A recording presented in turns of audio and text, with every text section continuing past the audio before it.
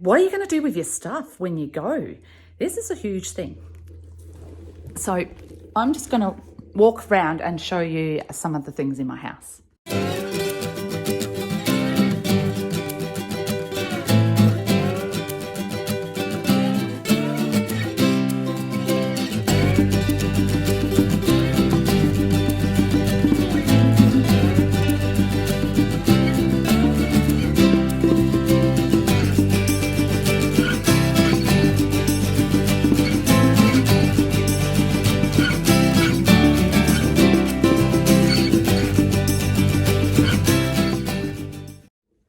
Hi there everybody, welcome back to my channel. Thank you everybody who tunes in and supports me. I'm so grateful for all of your support. I love having you here and I love sharing some of the things that I am doing to prepare ourselves for a lifetime change forever. And this channel is all about getting out there, getting out despite mental health, despite neurodiverse challenges. I am a mum of 4 kids. I have one child, my youngest, is on the autism spectrum. Quite possibly a few others are, but that's they're adults, so they are going through their stuff individually. I have been recently diagnosed as ADHD, and obviously I have anxiety disorder as well.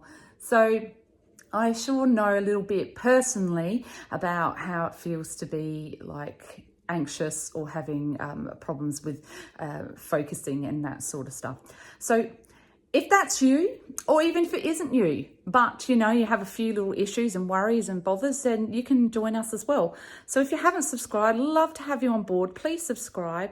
I am so grateful for everyone that subscribes to me. And if you are very active on my channel and comment and watch my stuff, guaranteed I will come over and I'll watch your stuff and will support you as well. So I am a real big person on supporting those who support me. So let's get on with this. So today I'm going to talk to you about preparing for your full-time travel. So for me, this is all my preparation mode. I am still currently living in my home. So I have not even begun to get started. So at the moment I'm like saving like crazy and doing a few little bits and bobs to try and get myself prepared. So one of the biggest things that you need to do when you actually have finally decided that you're going is, what am I going to do with all my stuff? So if I'm going for full-time travel, where is all my stuff going to go and what am I going to do with it? So for me, it took me a little bit of a while to kind of work out what I was going to actually do with everything. And if I sort of take you around and I'll just show you my house and all the things that I've got around here. So we can sort of just walk around and talk about this a little bit more. But yeah, what are you going to do with your stuff when you go? This is a huge thing. So I'm just going to walk around and show you some of the things in my house. So I've got all these little areas in my house that, that need sorting out. So what I tend to do in this room, which used to be my dining room, so now I don't actually have a dining room anymore. I actually just have this little area, which was my dining room. I have a little corner. It's called the selling corner, and every week I try to sell about 10 items. And I'm going to go through you the reasons why I have slowed it down a little bit. So I'm going to go through 5 things that you need to know when you're sort of getting yourself prepared and selling online.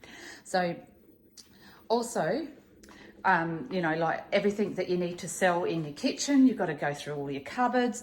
If you're going to be going into a caravan, you're not going to need all this stuff. So what are you going to do with it? Are you going to sell it? Are you going to keep it? Or are you going to give it away? So if you're going to keep it, you have to decide where is it going to go. Have you got too much stuff that you need to get like a storage unit? Or are you going to keep your house and probably store it all in a shed or whatever? So for me, I'm renting. I've chose to rent. I do have a reasonable amount of money in the bank that I could buy a house, not outright, but obviously I could. And but I have decided that to rent, and I will go through that in a future vlog about preparing your home and what do you need to do, because that's another thing that you need to do. But today it's all about selling. So there are some things that you need to know about selling. And I've got a little list here that I've been kind of like going through to try and work out what I'm doing.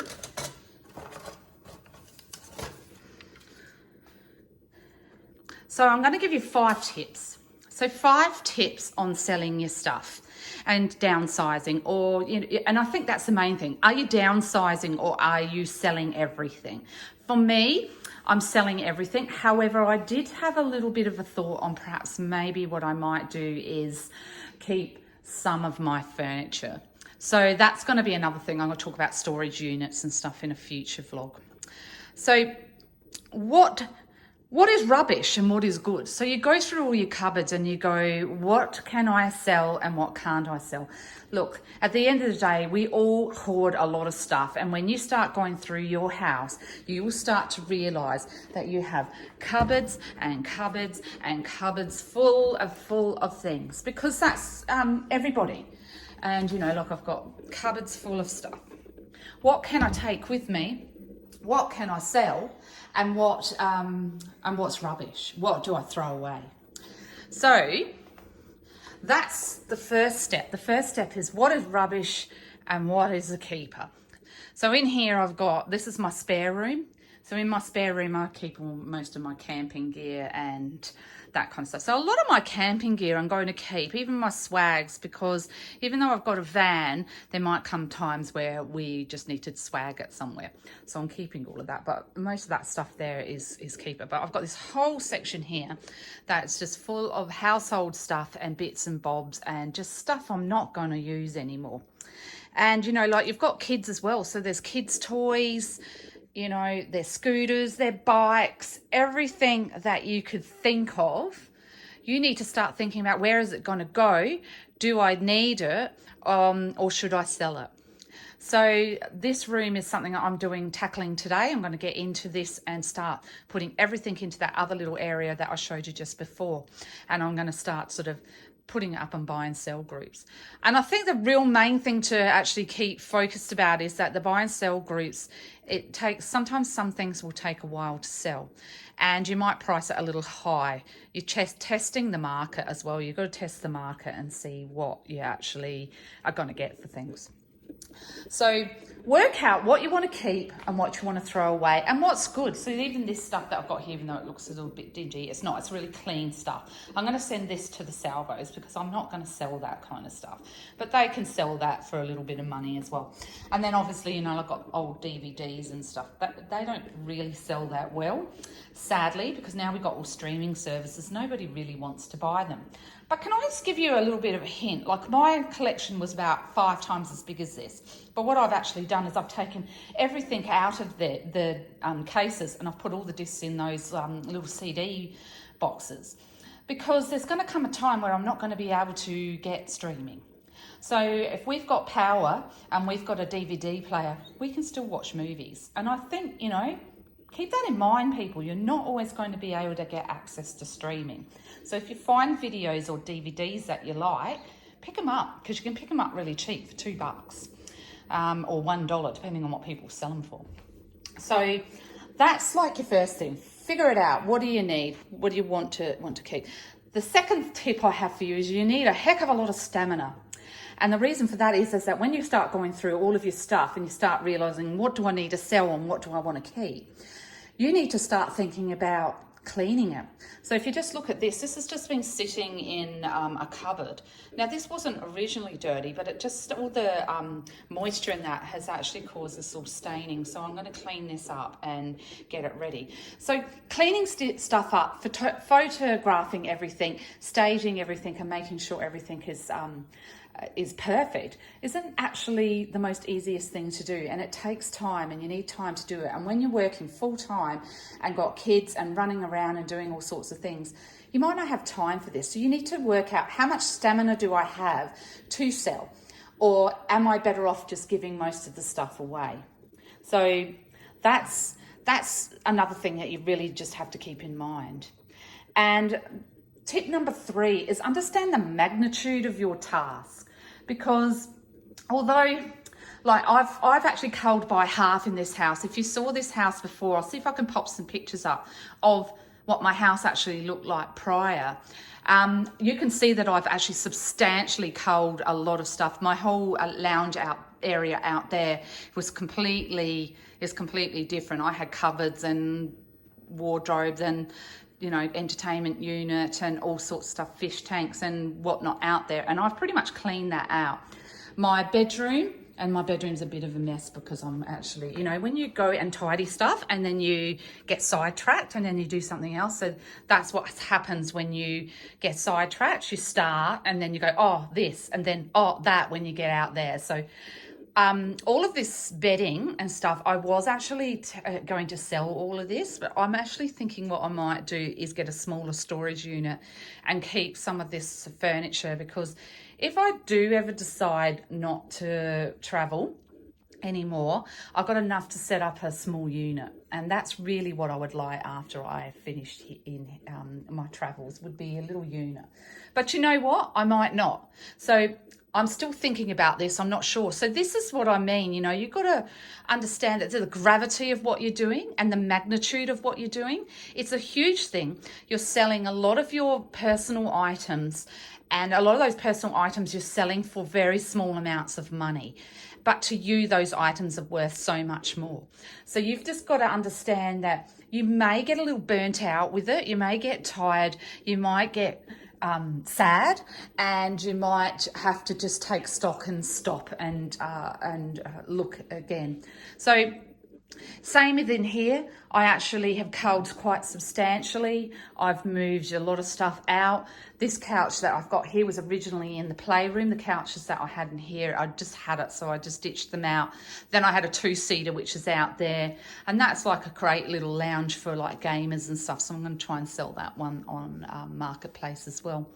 So realize the magnitude of what you've got, because first step, you have to take account of what you want to do with the stuff. Are you keeping it? Do you think you're going to come back? Is this a year thing? Is this a forever thing? Or do you want to do it forever, sell everything and not come back?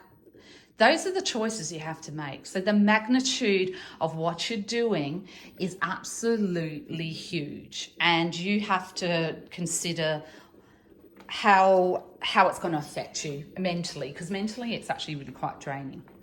So, and as I said before, number 4 is really, can you give it away, or what can you keep? So what do you want to keep? If you want to keep stuff because you want to come back, by all means, put it in storage. If you own your own house and you've got a big shed, you can put that into that shed and say to the new tenants that that shed's off limits, and you lock it up and your stuff can be there safely. You can use garages and carports and that kind of stuff if that's what you want to do. Or you can hire a storage unit, which I'll go into in another vlog. So it's just figuring out, what do you want to keep, what do you want to throw away, and what do you want to sell. And selling stuff isn't always the easiest thing. So I'm going to go through all the pitfalls of Marketplace and those kinds of things in my next vlog. But this is just giving you the 5 sort of little tips and hints. And, you know, number 5 is basically, just understand there's pitfalls to selling things. So like I said before, your stuff might be worth a huge amount to you, but to someone else it isn't. And you need to be aware that your stuff that you might have bought a couch for $3,000. Beautiful couch, lovely, but you might not get $500 for it. And that's disappointing, because you see how devalued things are, that they're just things. They don't really have any value except to yourself or to what you would like to pay for that particular thing. So it's understanding and understanding your emotions through all of this. So this was just a little, just a little brush over on some of the things to expect when you start sort of getting rid of your things. The next vlog I'm going to cover actually selling, what you need to do, how to get the best money for your stuff, and, you know, what do you want to do with that money and that kind of stuff. And then also I might touch on, storage and that kind of thing. So this is just a quick brush over. I hope that it helps you, and I hope that those people that are planning your getaways or your long-term travel all have you know, as least amount of problems with that as you possibly can, and understand that I'm going through that as well, that there are other people that are doing exactly the same, that actually you're not alone. So I'm going to get to this little thing, clean it up and get it ready for sale. And when I finish it will be part of my next vlog. So have a great day. Thanks guys for watching and supporting me, and just looking after our family. Our family loves having you here. You guys mean everything to us.